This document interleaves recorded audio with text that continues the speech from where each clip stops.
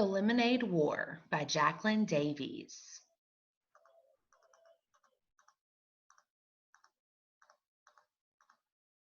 Chapter 1, Slump. Slump, a drop in the activity of a business or the economy. Noun. Evan lay on his back in the dark, throwing the baseball up in a straight line and catching it in his bare hands. Thwap, thwap. The ball made a satisfying sound as it slapped his palm. His legs flopped in a V, his arms stretched up to the ceiling, and the thought that if he missed, he'd probably break his nose made the game just interesting enough to keep going.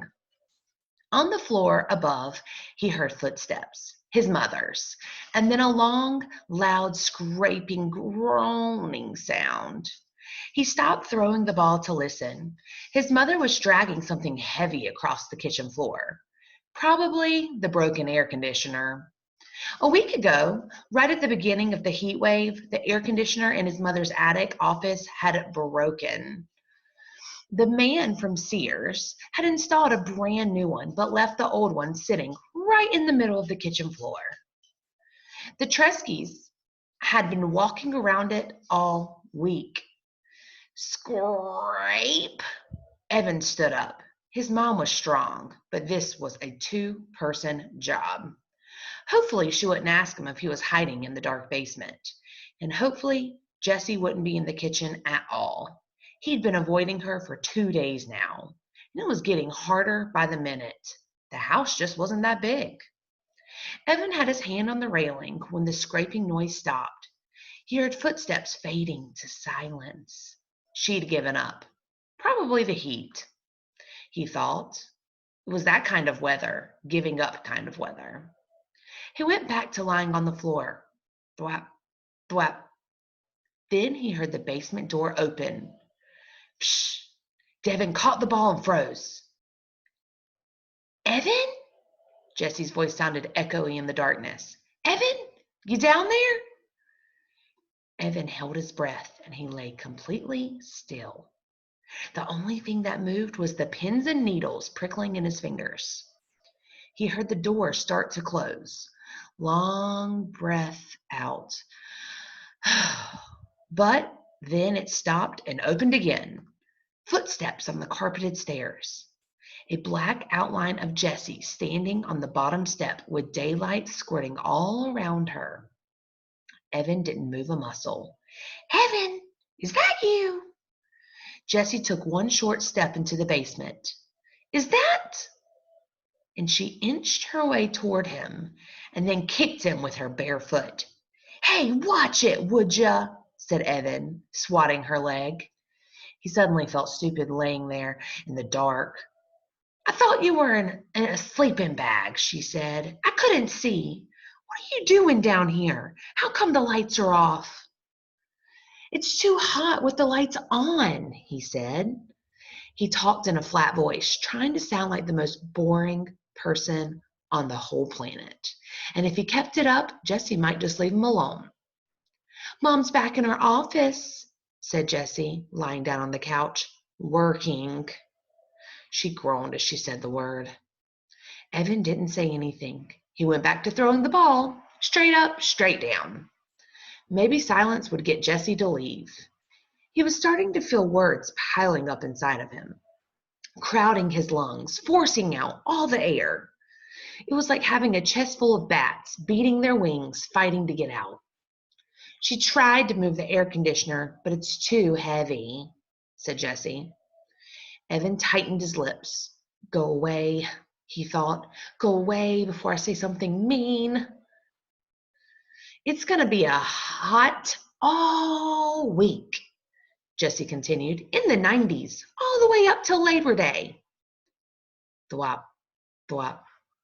So what do you want to do? Jessie asked. Scream, thought Evan. Jessie never got it when you were giving her the big freeze. She just went right on acting as if everything were great. It made it really hard to tell her to bug off without telling her to bug off. And whenever Evan did that, he felt bad. So what do you want to do? Jessie asked again, nudging him with her foot. It was a direct question. Evan had to answer it, or explain why he wouldn't. And he couldn't get into that. It was too complicated, too hurtful. Huh? So what do you want to do? She asked for the third time. Doing it, said Evan. Nah, come on, for real. For real, he said. We could ride our bikes to the 7-Eleven, she said. No money, he said. You just got $10 from Grandma for your birthday. Spin it, said Evan. On what? Stuff, Evan said. Well, Jessie's voice dribbled down to nothing. Evan stopped throwing the ball and looked at her. What? Jessie pulled her legs tight to her chest. Nothing, she said. Right, said Evan. He knew that Jessie had money. Jessie always had money squirreled away in her lockbox, but that didn't mean she was going to share it. Evan went back to throwing the baseball. He felt a tiny flame of anger shoot up and lick his face. Thwop, thwop. We could build a fort in the woods, said Jessie. Too hot. We could play Stratego. Too boring. We could build a track and race marbles. Too stupid. A thin spiderweb of sweat draped itself over his forehead, spreading into his hair. With every throw, he told himself, it's not her fault. But he could feel his anger growing. He started popping his elbow to put a little more juice on the ball. It was flying a good 4 feet into the air every time, straight up, straight down. Pop, the whop, pop, the whop. The bats at his chest were going nuts. What's the matter with you? Asked Jessie. You've been so weird the last couple of days. Oh man, here they come. I just don't want to play a dumb game like Stratego, he said. But you like Stratego. I only picked that because it's your favorite game. I was being nice, in case you hadn't noticed. Look, there are only 6 days left of summer, and I'm not going to waste them playing a dumb game.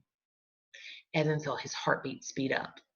Part of him wanted to stuff a sock in his mouth, and part of him wanted to deck his sister. It's a stupid game, and it's for babies, and I don't want to play a stupid baby game. Pop, the whop, pop, the whop. Why are you being so mean? Evan knew he was being mean, and he hated being mean, especially to her, but he couldn't help it. He was so angry and so humiliated and so full of bats. There was nothing else that he could be, except alone. And she'd taken even that away from him. You're the genius, he said. You figure it out. Good. That would shut her up for once. Evan watched the ball fly in the air. Is this because of the letter? Jessie asked. Crack. Evan had taken his eyes off the ball for 1 second, just for 1 second, and the ball came crashing down on his nose. Crud!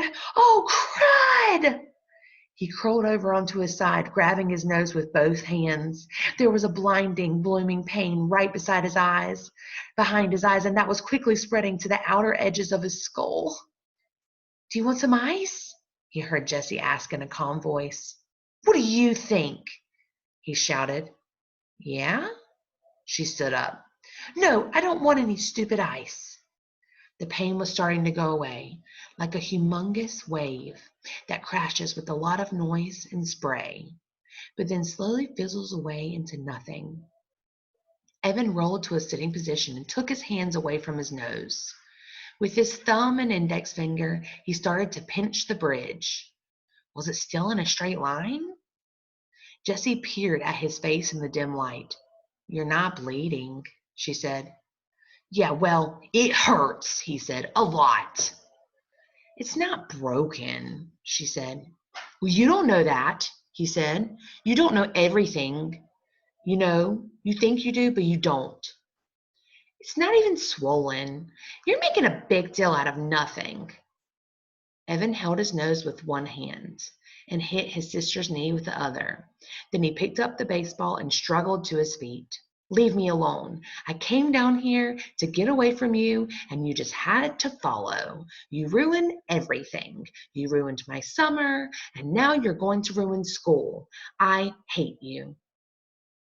And when he got to the bottom of the steps, he threw the baseball down in disgust. Thud. And that is the end of chapter 1.